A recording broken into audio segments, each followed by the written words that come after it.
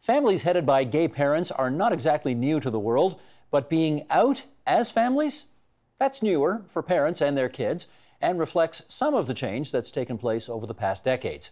A new book featuring work from contributors aged 9 to 60 plus helps paint that picture.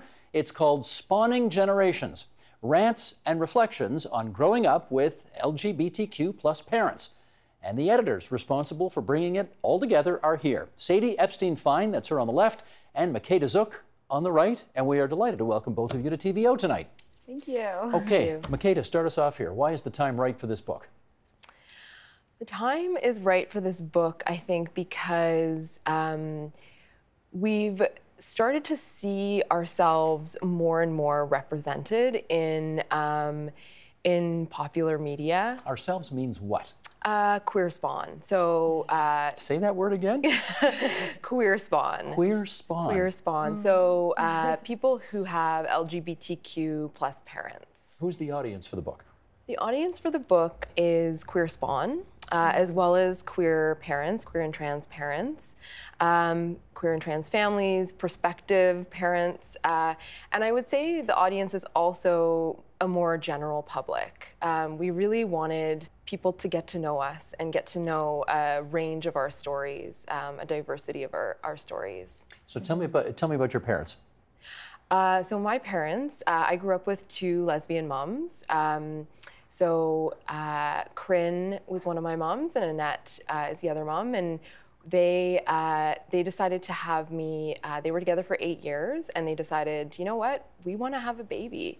And this was in the 1980s, and they actually got together with a group of other lesbians in Vancouver and created a really ad hoc group called the Lavender Conception Conspiracy. The Lavender Conception Conspiracy? Yeah, yeah. LCC for short? Yeah. Okay. Yeah. So how did you get born?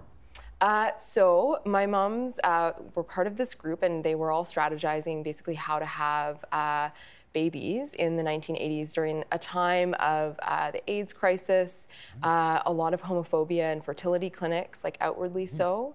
And it was really challenging actually for my moms to find a sperm donor. Okay, Sadie, can I do the same thing with you? Sure. Who are your folks? So I was raised by Rachel Epstein and Lois Fine, my two moms. And I also have an anonymous sperm donor. They went through a sperm bank. And, you know, only my biological mom was my legal parent until I was 13. When we won a court case that allowed my non-biological mother to be my official mother. So in essence, she had to adopt you, I guess. Is that what happened? Well, so that was the case, so that she didn't have to adopt me. Because for a long time, queer people had to adopt their own children, which is problematic in so many ways, but they had to pay to adopt the children that they had raised since birth. And so our case actually fought for and won the rights of non-biological parents to write their names on their children's birth certificates. Okay. Tell me, Makeda, about 9-year-old Liam Skye. Yeah, so Liam Skye is our youngest contributor.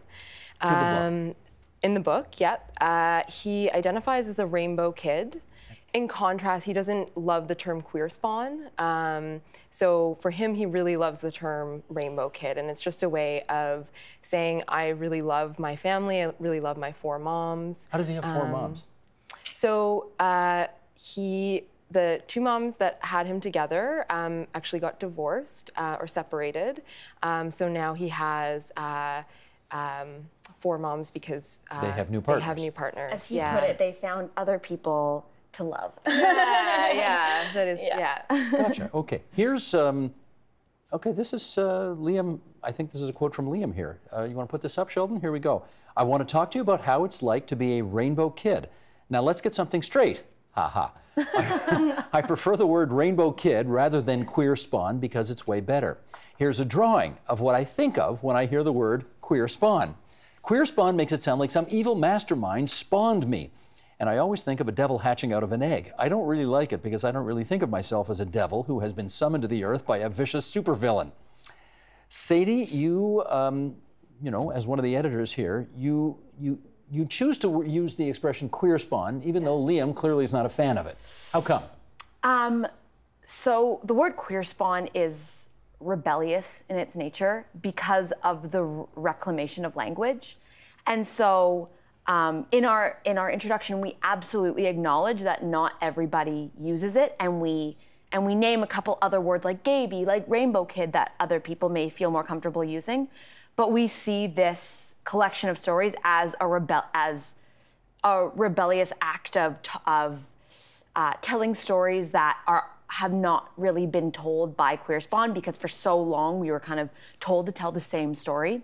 And so by making this book rebellious, we were like, we wanted to use the most rebellious term, which was queer spawn. I think also we really wanted a word that we could all rally around. Yeah. And in particularly Canada and the States, queer spawn is the word that most people know, right? So it's the word that, it was a word that we thought could really give a name to our community, our experiences, and really help organize us, I would say. I wonder if it's one of these things where, and I'm going to use an analogy here, Black people are allowed to use the N-word, but nobody else can, and everybody gets that. Is this one of these situations where only you can say the word queer spawn, but I shouldn't? No, I think that queer spawn is a word that wider communities can use. Because it kind of just is our name, you know, like So you are. Yeah, I am queer spawn, and I'm giving the permission for other people to refer to me as queer spawn. Okay. Yeah. Here's another essay in the book. This is from a young guy in Brooklyn, New York, who writes the following. Sheldon, let's bring this up. I think something has gone wrong with my generation's feverish codifying of the language of identity. We aren't the first to do it, but we've taken up the task with a fury. It seems to have become our business to pin words to meanings, meanings to words, as if we were preparing our speech for taxidermy. The air goes rank with formaldehyde, language lies cold on the slab, discussions of identity are now password locked. How do you identify? Passport and papers, please.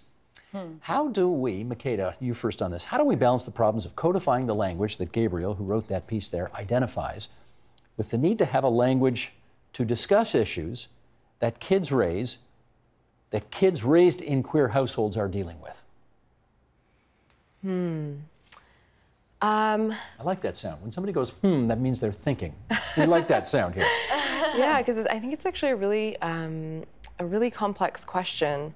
But yeah, I think it's really important to have language. I think what Gabe's piece is actually speaking to is maybe the fact that I think Gabe identifies as straight, and he's a cisgendered dude, and he really, I think, is trying to discover his place within the queer community because he grew up in a queer culture. He feels at home. He feels at home with lesbians. He feels at home with queer folks, and I think that sometimes we. Queer spawn, I say we, queer spawn, who do identify as straight, when they grow up, they actually experience a bit of rejection from the queer community, right? Because yeah, people are suspicious. You want to add to that, Sadie? I often equate this to like my Jewish identity, right? So it's like, as a Jewish person, I was raised in a Jewish culture, and when I grow up, that culture is not taken from me. I'm still allowed to freely identify as Jewish, go to synagogue, all of that.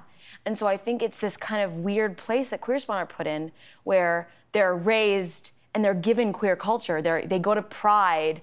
They, as Liam puts it, he plays lesbo bingo, and then suddenly we are no longer attached to our parents' leg, and suddenly that community can often feel taken away from us. Now, I'm guessing from your last name, Epstein-Fine, so both your moms are Jewish. Both my moms are Jewish, yes. Does it go beyond that? And my sperm donor is Jewish, so as I say, I'm 150% Jewish. Sadie math. I was going to say, I don't know if that math adds up, but I know what you're trying to say. Yes, it does. Okay. Tell me, here's another expression that I think our viewers may not know. Poster child syndrome. What is that? Yeah, so for a really long time, queer people and queer families kind of had, to gain rights, had to prove their normalcy. And so oftentimes, for us growing up, we kind of were on the front lines representing our family, proving how normal we were. And so we were the poster children of the queer parenting movement. And we call it a syndrome because for so long we felt like we weren't able to be messy and complicated like every other family. And so we kind of have developed these complexes of like perfection and needing to like prove to the world that we turned out all right. Well, let me follow up with this, because there's one essay in the book, Don't Leave Me This Way, Suzanne Fair. She talks about her older brother dealing with their father's gay life by adopting an overtly anti-gay approach in life. How common is that? You know, it's not my experience, but I do think that it is. I do think that it is fairly common. I think that we use it.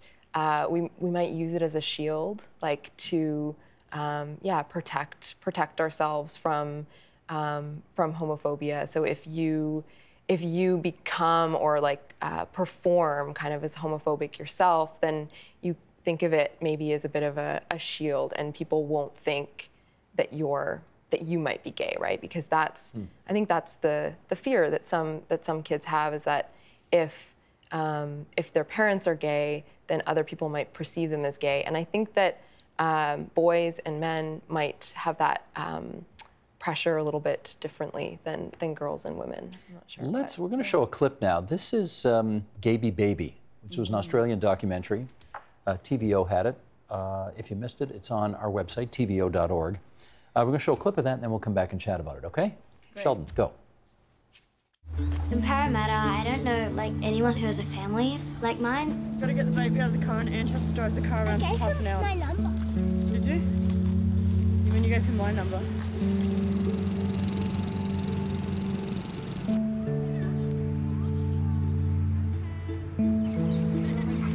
Most of the time when I meet someone new, I go, oh yeah, my parents are gay, and they go, what? Maybe about 2 pea soups or one? I think in this culture, we have to be careful about how we introduce the fact that you have 2 dads. So the idea is Matt's and my relationship. That's right. Private, okay? So no one needs to know that relationship. Like if people say, oh, that's your dad, who's that other guy? You say, oh, he lives with us too, and he helps, he's a look friend. after us. The younger boy in the clip, Graham, he goes on to talk about how it's okay to lie about having 2 dads. How common is it for children in gay households to feel that they need to misrepresent their lives in order to get through life? You want to go there? Who? I see you looking at each other. Who's going to tackle that one? I think it is fairly common. Yeah. So I'm 31 now, and I think that sometimes I like to believe that it's less common nowadays. I know for myself, when I was growing up, I spent a lot of time and energy trying to hide that I had 2 moms. Quite unsuccessfully, I would say. Because why? Because I was afraid that I would be bullied and made fun of, and people would hate me. Were you when people found out? No. Yeah, I wasn't. But it's more of the. I think sometimes the fear itself can be quite damaging. Actually, like it's the fear of the world outside, like the homophobia that you might experience outside of your family. That is, can be quite damaging, I think. And but as it turned out, it didn't happen. You were pleasantly surprised, I guess, that it didn't happen. Yeah, I was. Yeah. And we also do know a lot of queer spawn who were bullied. Yeah. You know, to some extent or the other, severely for some, because of the fact that they had queer parents. Yeah. In your interview with Maya Newell, who did that documentary, she tells you that, quote, even people who are in the queer community wouldn't acknowledge that she was part of that community. They would say, oh, you're just a kid. Are there organizations that are attempting to deal with the shared concerns of queer spawn? Yeah. There are a few. So in the States, Collage is the biggest organization. It's C-O-L-A-G-E. Yes, and it's just the acronym at this point. And that is a statewide, so they have chapters in many different states.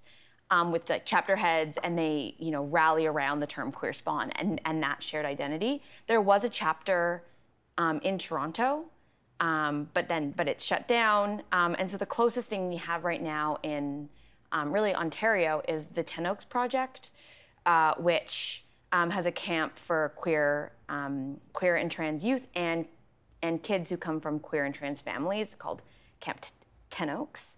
And both of us have worked at that camp. However, there aren't a lot of organizations that really support specifically queer spawn.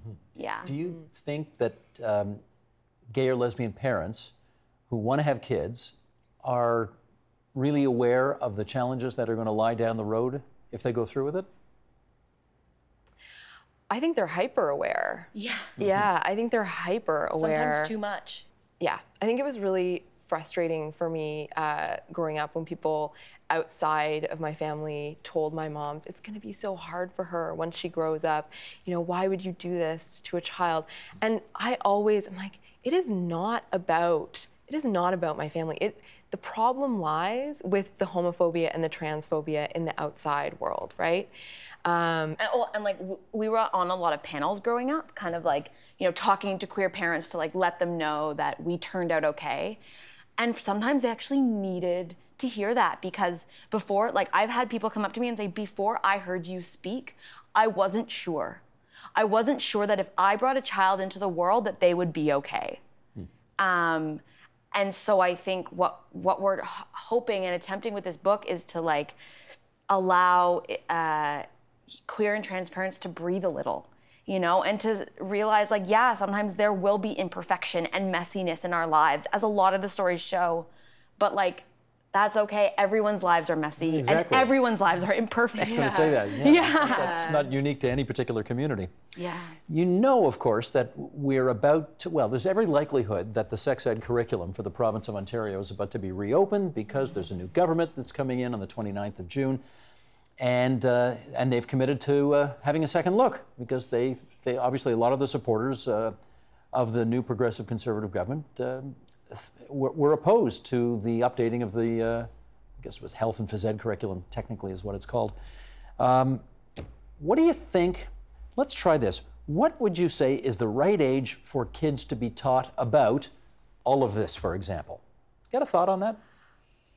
Yeah, any age. Well, any age. Really? Any age? Any age, yes. I think that... You know, like a 2-year-old's going to get this?